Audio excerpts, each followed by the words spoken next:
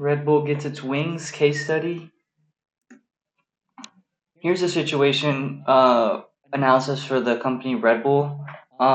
We know that Red Bull is the market leader in energy drinks and has a global recognized brand, which can help when expanding into new ventures or markets.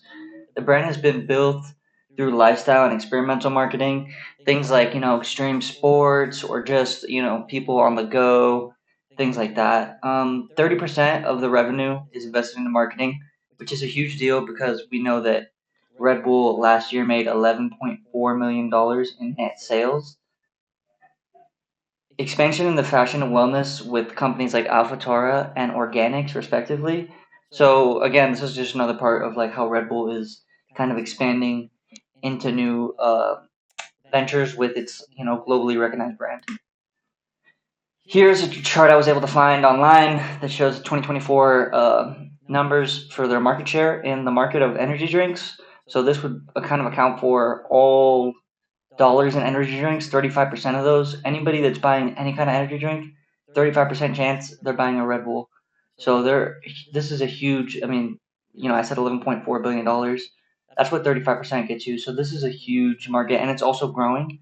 So it's very interesting what they're doing, not only in the market that they're in, but also in other places like AlphaTauri and Organics. So here's my strength, weaknesses, opportunities, and threats summary. So for strengths, I put iconic brand, loyal base, and global presence, which I did kind of touch on already. Weaknesses is product reliance and brand stretch risk. So for that, it's kind of like it's very reliant on just the brand and like the one product that they have, and also like there is a risk of like getting into too many things, kind of just like thinning it out in a way where the quality can kind of suffer, which so far it doesn't seem to have been the case, but it is a risk. Opportunities would be growing wellness and fashion markets. Like I said, they're organics and AlphaTauri brands. This are also kind of growing segments and could show huge potential. It's just something to be on the lookout for the future, I guess, if you're in Red Bull. Threats, I'd say regulation, consumer confusion, and brand dilution. Obviously, as any kind of market gets bigger, so do the amount of players in it, and we've seen that already with energy drinks. There's like Monster, Bang, C4, Ghost.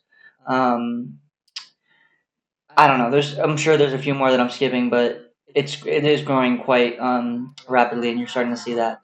So regulation also I think is a big one because where Red Bull doesn't really have this problem. I think most of their flavors go from 60 to 80 milligrams of caffeine, but some of them go up to 200, and I think that's like the legal limit because that's considered like a daily dose of caffeine. So and obviously some people do drink these things twice a day, but Red Bull is one of the better ones as far as like not it's giving you something that's a little bit more than a cup of coffee, but not also like just an insane dose of caffeine. So those are some of the threats I guess that this company, when I made my analysis, is facing. So when I thought about what was the core problems Red Bull had, these were the two things that I came up with. I said, can Red Bull extend into fashion and wellness without diluting its core brand and identity? And how to grow new brands without preserving mystique.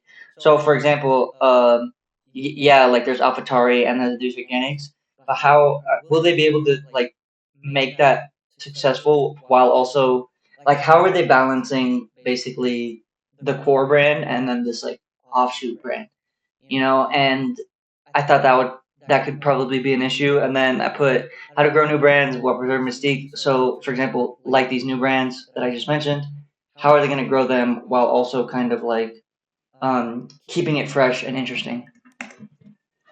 So for strategic alternatives, I thought let's just focus on the winner, our core drinks, our energy drinks, and then build the sub brand with minimal Red Bull branding. So these things, even though they're under Red Bull, try to make them separate, but like under the same umbrella. But like don't brand them as Red Bull parent company. Our parent company's Red Bull. Just be like we're AlphaTauri, we're organics. Yes, you don't want to hide. It's a balance. Like you don't want to hide from it either, because obviously like it's a great brand, but you also want to be your own thing at the same time. So put fully integrate all products under Red Bull brand. So yeah, basically like what I just said. The recommendation would be to pursue a hybrid brand architecture, kind of being like, separate but the same, like I was mentioning. Separate the identity between AlphaTauri and organics, new market demands, distinct branding, and messaging strategies.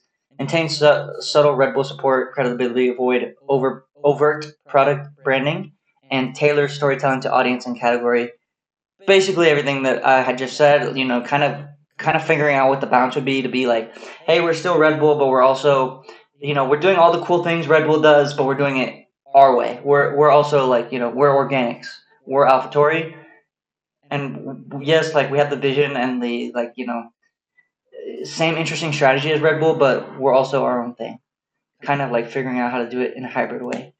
Um, so some of the challenges for doing this was just like I said, just trying to find the right balance, managing dual brand strategy, marketing costs, and ROI tracking. Obviously, I mentioned before, marketing is 30% of their budget, which is huge, and that you got to be, even though it's like yeah, it's a lot of money, you still kind of have to be strategic about it.